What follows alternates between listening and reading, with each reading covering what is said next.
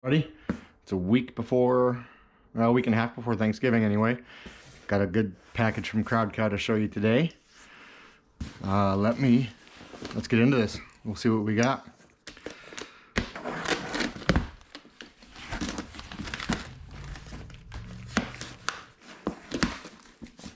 If you aren't familiar with Crowd Cow, they work with a number of different ranches, farms, meat providers across the country to bring high quality meat directly to your door. And this, as you can see there, is a turkey, but not just any turkey. Let's get this box off of here. This is a pasture raised turkey. If you've never had pasture raised poultry before, you will be in for a treat when you try this. I've had pasture-raised chickens before, but I've never had a pasture-raised turkey. If you're not familiar with what pasture-raised is, it is basically out on grassland, on pastures, eating bugs, worms, seeds, grass, whatever's out there. It's not free. You see the terms free range and organic and things like that a lot of times on turkeys. Free range just means there's access to outdoors. So they could have hundreds and hundreds and hundreds of turkeys and chickens stuffed in a barn and just have one little door over on the side opened up so that they have access to go outside. Doesn't mean they're going to go outside. Turkeys, chickens, they like roosting. They like nesting in places like that. So they're not going to, in a lot of ways, go outside on their own. Most of the pasture-raised operations I've seen, I'm not particularly sure what Blackwing does. I'm assuming they do this. They have these big, giant, kind of movable canopy shelter things that the chickens are in. So they're outside. It's all open. It's just has a roof on it. It has places for the birds to nest and roost and things like that. And they move these every day to different parts of the pasture. So as the chickens get hungry, they eat whatever's on the ground there. Sometimes they're supplemented with a little bit of feed here and there, but for the most part, they're eating what is out just in the pasture. It results in a great flavor. It's a much more rich flavor than you get. Most chickens nowadays, it's pretty flavorless. It takes the flavor from whatever rubs you put on it, whatever marinades you use, whatever sauces you have on it, or anything like that.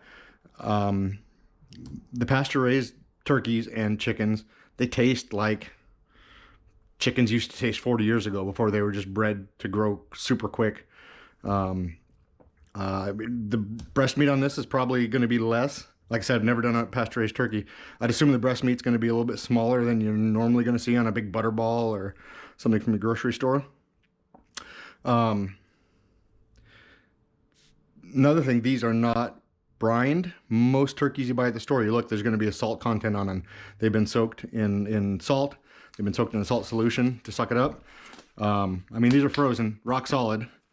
It's shipped, and it arrived a day later than it was supposed to. It was supposed to arrive yesterday, according to the shipping notifications and all that. It arrived today. This thing is still hard as a rock. So right now, Crowd Cow is sold out of pasture-raised chickens or turkeys. It's like I said, it's a week and a half before Thanksgiving. They usually go on sale starting October, sometime around there, early October, mid-October. And they tend to sell out like a week or two before Thanksgiving. Porter Road's another place that sells these too. And I'll put links to these in the videos if you want to come, if you're referencing it next year or something like that. Again, they're all sold out this year. So you're kind of out of luck if you want to order one of these. But keep this in mind, bookmark this, like it, subscribe, all that. And come back and check next year. Use the links below and it'll take you to where you can buy a nice pasture-raised turkey. I think I'll get this thawing, and maybe I'll smoke it up Saturday. I'm going over to my mom's for Thanksgiving next Thursday, but I want to show you guys how to smoke these pasture-raised turkeys. I'm going to spatchcock it.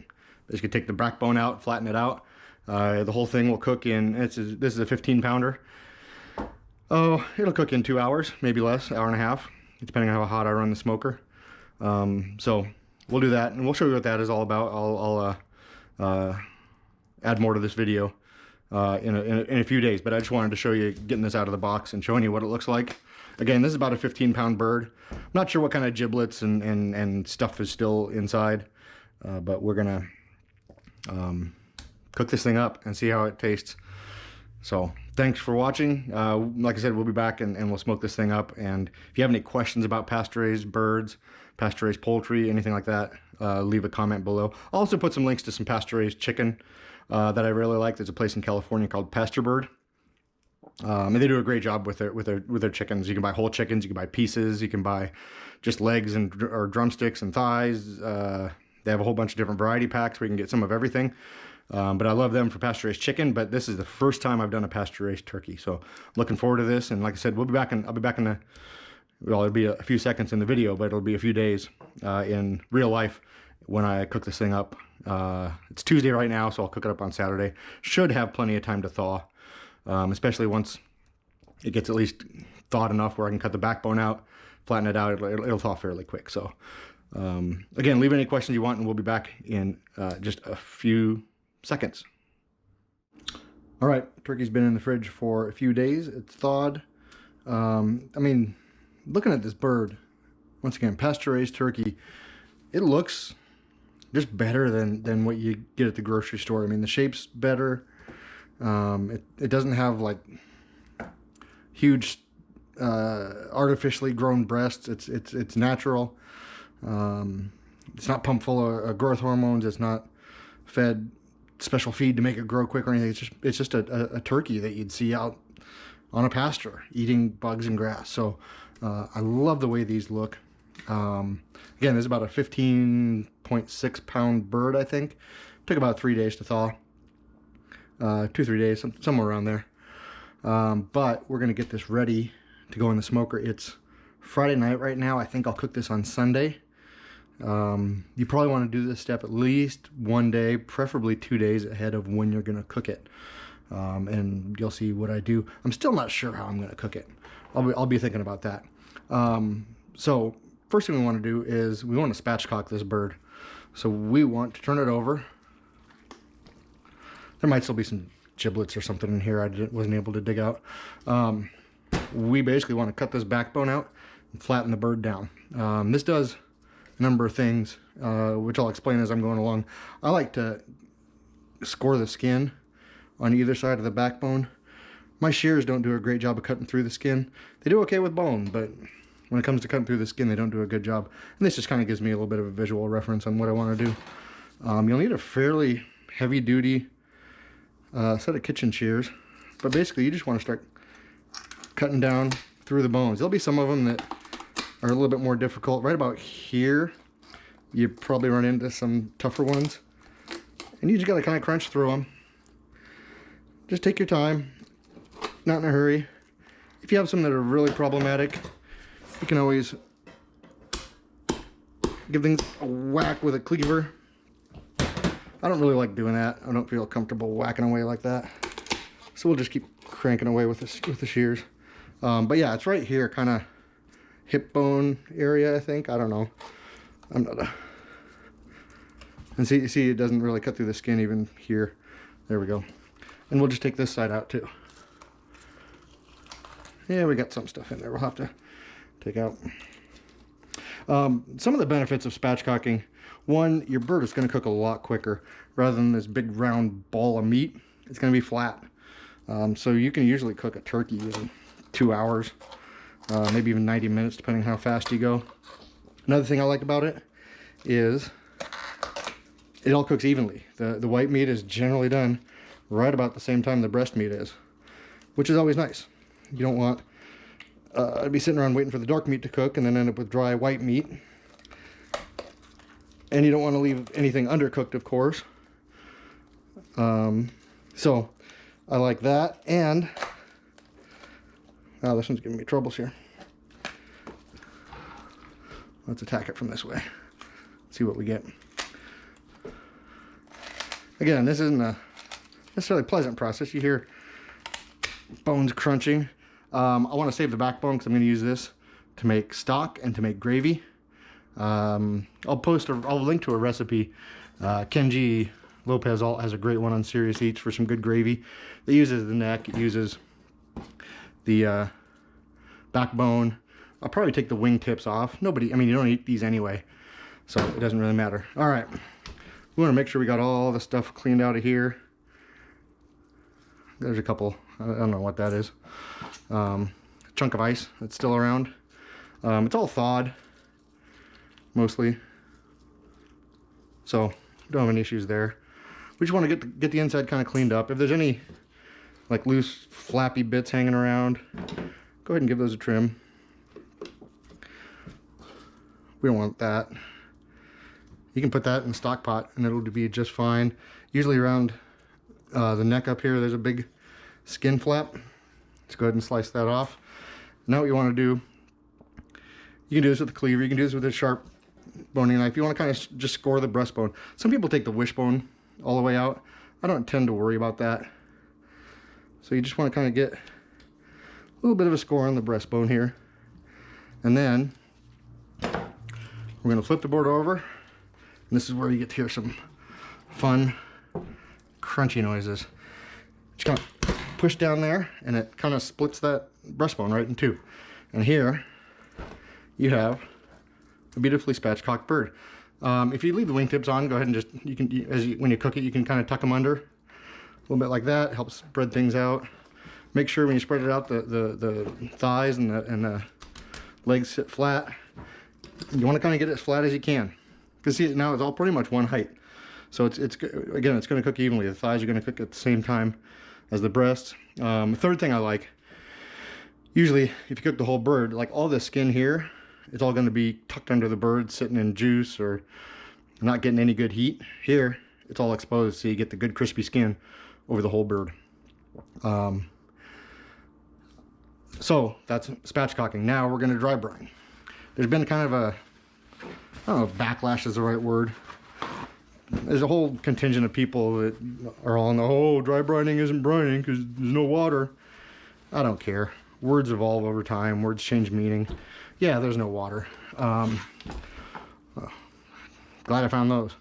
Honestly, the water really doesn't do much. The couple times I've tried wet brining a bird, it ends up kind of having a ham-like texture, which if you're having a ham, that's perfectly fine. But I don't want that in a turkey. And a lot of people put aromatics, they put different flavorings and seasonings in their brine. Those don't penetrate the meat. The only thing that really penetrates the meat is the salt, which is a good thing. So dry brining, what we do is we salt it and let it sit for, well, like I said, today's about midnight on Friday, and I'm going to cook it Sunday afternoon. So it'll have roughly day and a half, day and 3/4. If you can do it 2 days ahead of time, that's great. But you want to salt it and then sit it in the fridge, uncovered. Another benefit, the skin dries out on the top, which helps it crisp up better. You don't have leathery, rubbery skin. I guess it depends on what temperature you cook it at. So we're going to salt this fairly liberally. Again, another thing here, if you salt it right before you cook it, and you put too much salt on the outside, you can have a bunch of really salty bites of meat. I want to make sure we get all the pieces. You can have really salty bites of meat because all that salt's sitting on the outside. With dry brining, what happens is it pulls some of the moisture out of the bird, but then through osmosis and diffusion and some other scientific processes, it kind of gets reabsorbed into the bird, and the salt goes all the way into the middle of the meat. So you don't just have a salty skin and then no flavor in the meat. The salt kind of gets down in the meat and helps flavor that. There's also some textural changes, some enzymatic action and protein denaturing and fun stuff like that I don't know too much about. I've just heard it talked about. Myosin, I believe, is one of the main proteins that the salt kind of helps break down, so it does tenderize it. The longer you leave it, the tenderer it's going to be. I personally don't want super tender turkey. I kind of like the texture and the kind of stringiness. I don't know if that's the right word. It'll definitely be moist, it'll be juicy, because all the salt and water will go into the meat, and the salt helps retain moisture in the bird too. So there's just a number of benefits to spatchcocking and dry brining. So again, we can put a decent amount on here, and it's not going to be a super salty bite on the outside. We're salting 15 pounds of meat here. I guess there's bone too, but you know what I mean. It's not like we're just salting a chicken breast or a little thin flank steak or something. So don't be afraid of using more than you think you should use, and you'll be okay. Still don't know what rub or what seasoning I'm going to do on this. I don't know how I'm going to cook it.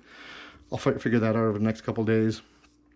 In the past, I've just thrown it on a 450 degree grill and let it go, and it cooks fairly quickly. Everything browns up nicely.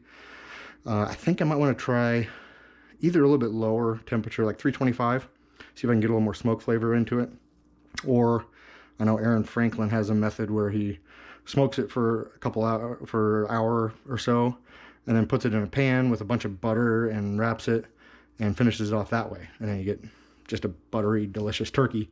I've done that with just a turkey breast before, but never the whole turkey. So I don't know, I might try that. This isn't going to be the Thanksgiving turkey. This is kind of a pre-Thanksgiving turkey, just because I want to try it out and get some content out there and get this video out ahead of time so you guys can see it, and maybe it gives you some ideas on how you want to cook it. Oh yeah, I'm going to go ahead and take off these wing tips. No, I'll leave them on. We'll leave them on for now. I might take them off before I cook it. I don't know. We'll see. So this is just going to go on a sheet pan with a rack, and it's going to go back into the fridge for a couple days. Again, you want to be sure you're not rubbing your fresh produce against the raw turkey and that sort of stuff. But if it just sits there in the fridge, anything that's on the turkey is not going to jump off the turkey and land in your vegetable drawer or anything. If it drips, you got a problem there. That's why you want to use a pan and a rack and all that, and kind of make sure that the legs aren't hanging off. If you need to bunch it up a little bit, that's fine. Just make sure you spread it out when you cook it. I'm just going to give it a little more salt still. Another little hit. And we're going to leave this, again, until Sunday. We'll take it out maybe an hour, 45 minutes before we cook it. Let it get a little bit warmer. The whole bring up to room temperature thing, that's also kind of a misnomer, because it takes hours for it to come up to room temperature for the middle of the meat to hit the right temperature. And if you do that, you end up with overcooked exterior of the meat before the interior cooks. So if you just give it half hour, 45 minutes, even an hour, you're going to be fine. So going to get this back in the fridge, and we will see how this pasture-raised turkey turns out. I'll show you kind of the process of smoking it and cooking it when I get back here. All right, turkey is out. It's been dry brine for a couple days. You can see the skin is looking really dry. That's kind of what I want. I want all the moisture off. That's one of the great things about dry brining. Also, it sits in the fridge uncovered for a couple days, so that helps dry it out. So I decided I'm going to keep this one really simple. I'm just going to go with a salt and pepper rub. I'm just going to go with salt and pepper on this. Today I'm not going to use any fancy spices. I'm not going to use any rubs. There are a few other rubs I like for poultry. Meat Church Honey Hog is probably one of my favorite. There's a local guy here in town, Barker Barbecue, has a great one called Sweet Lou. It's similar to Honey Hog, just a little bit more of a kick. But I got salt and 16 mesh black pepper. This stuff's from Spiceology, another local company here, but I'll put a link to that. It's a great place to get all kinds of different spices. I've seen some videos where people take out this breastbone here. So if you want to do that, you can do it. You just kind of dig underneath the bone and pull it out. I'm not going to worry about that. We're just going to get this salted and peppered. You can go fairly liberal on this seasoning again. You're not going to don't worry about over salting it. Unless you go crazy with it, you're not going to do that. But we just want to get a good amount of rub everywhere. If I need to make some more, I can. But once again, it's just salt and pepper. And then we got some something else we're going to do with butter once we get to the top of the turkey. And I'll show you that here. But we'll get the bottom all seasoned up. That looks like it should be good. Let's flip this bird over. And a couple things we're going to do. One, I want to put some butter under the skin. I don't usually do this, but I've seen a few videos recently of people doing it. Seems like most people like it. Sometimes the skin comes up pretty easily. Sometimes you gotta kind of dig. And there we go. There's a nice pocket to put some butter. We're not gonna worry about getting butter everywhere. We just want to find a couple nice good pockets we can stick some in. So we'll open this up here. There we go. Got some softened butter here. Just grab some of it. Let's just mash it under here. Just kind of rub it around. Doesn't need to be perfect. Once again, I mean, it's all going to melt. It's all going to run different places and kind of fill in where it can. So just kind of shove, I don't know, half a stick of butter or so under each side. Kind of mash it around. You can massage it in a bit. We'll try to get some up under here. Try to get some up at the back here. Yeah. We'll just put it in there. I don't know if I'm going to worry about getting some. Yeah, let's try to get some on the thighs. We'll see if the skin comes up easy. Yeah, just kind of use your thumbs to get in there. You don't want to pull the skin all the way off because then you lose your skin. So let's get a little bit of butter in the thigh here.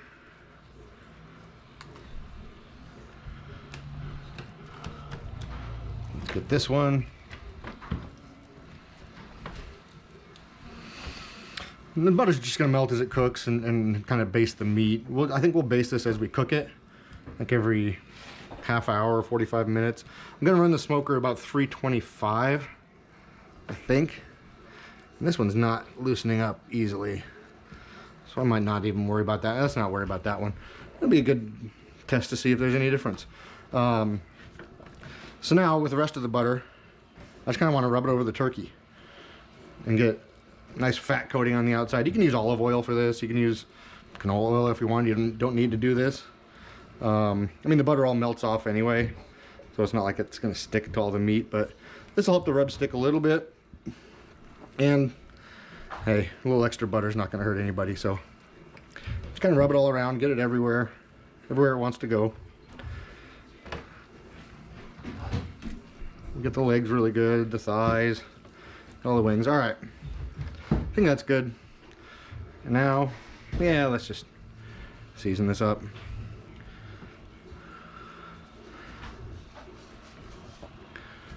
Again, salt and pepper. Once you get this on the grill, if some of your seasoning has fallen off, you can always sprinkle some more on. Just want to get a nice even coating. Don't forget the wings. Don't forget the sides of everything.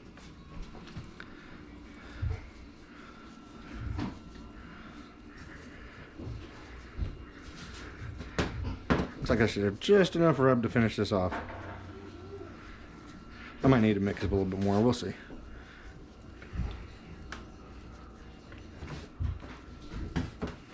So this is it. I'll show you in a few minutes when I put it on the smoker. We'll show you a little bit about that. I mean, if you want to put any more butter on, just put it on the top and it'll be fine. So I think this is looking pretty good. Again, we'll get these wings tucked under. We'll get this on the smoker in, I don't know, 20 minutes or so. Should take 3 hours, 2.5, somewhere in there. We want to get about 165 in the breast, about 180 or so in the thighs. And once again, good thing about spatchcocking, that should happen right about the same time. So be back in a few minutes and we'll be out at the grill. All right, we got our turkey. We're ready to get it on the grill. Let me get some gloves on just so I don't make a mess of my hands. Put a little bit more butter on. You can never go wrong with that. As it melts, some of the rub will probably wash off, but we can always put that back on, which is fine. Got my Weber 26. Smoke's still going pretty thick here. It'll, as it heats up, it'll get a little bit better. I put quite a bit of wood on because I want quite a bit of smoke. Running about 275 or so on the grill. Eventually I wanted to get up to about 325. Kind of run it in that vicinity. I put some water in the water pan. I normally don't do that with poultry, but I just kind of want to see what it does. I got some hickory and apple wood. So let's get this bird on here. There we go. I might need to move that a little bit. All right, so that bird's on there. We'll come back and check it in half hour, 45 minutes. I might baste it a few times here and there and see what we need, see how it looks, and kind of just play it by ear. So like I said, probably take about 2 hours, 2.5 hours. If I can get the temperature up to 350, it might take less. So let's close this back up and get cooking. All right, we're looking about 163 internal on the breast. Oh, let's look at this bird. That is beautiful looking. Like I said, I basted it a couple times throughout the cook with some butter. I tinted it with some foil. It's getting a little bit dark. Turn that alarm off. Yeah, a little bit. Yeah, it's amazing this breast is that much hotter than that one. They're both good. This one will be about, it'll carry over. Be just about perfect. Let's get the probes out. All these alarms are going off. And let's get this bird off. I don't know. Let me see if we can get this thing off here without it falling apart. There we go. Oh, that's a yummy looking bird. Great seasoning. The color on it is beautiful. Let me get it over to the board here. I'm not sure how well you can see that. Let me see if I can get a little more light on it. That is a wonderful looking turkey right there. I can't wait to eat this. I almost wish this was our real Thanksgiving turkey and not just kind of the pre-turkey I'm doing. Again, this is a pasture raised turkey. I got this one from Crowd Cow. Order late October, early November if you want one next year. They sell out usually a couple weeks before Thanksgiving, week or so before Thanksgiving. Yeah, pasture raised, so it eats bugs, grass, weeds. It's not fed all kinds of feed and everything like that. There's health benefits to it. I don't care about that. I care about the taste. But more omega-3s. There's more, I think, vitamin A, a few other things like that, that just because of what they eat, there's more of that in here. So I'm gonna get this inside. We'll let it rest for, I don't know, 20 minutes, half hour, while some of the other dinner cooks, and we will be ready to eat this thing. I'm not going to show you a full video of carving it up and all that, but I'll cut into it a little bit and let you see what we're looking at here. So this looks delicious. I can't wait to eat this thing. All right, we're inside. This has been resting for about a half hour. We're going to carve this up and see how this turkey is. So let's start. Oh, look at that juice in there. That's wonderful. So let's get this thigh off here. And like I said, I'm not going to carve this whole thing up, but let's just get one of these breasts off. I guess I should take the wing off. That looks wonderful.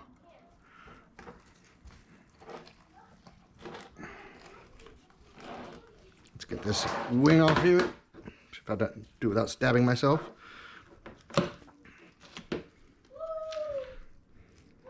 There we go. There's the joint.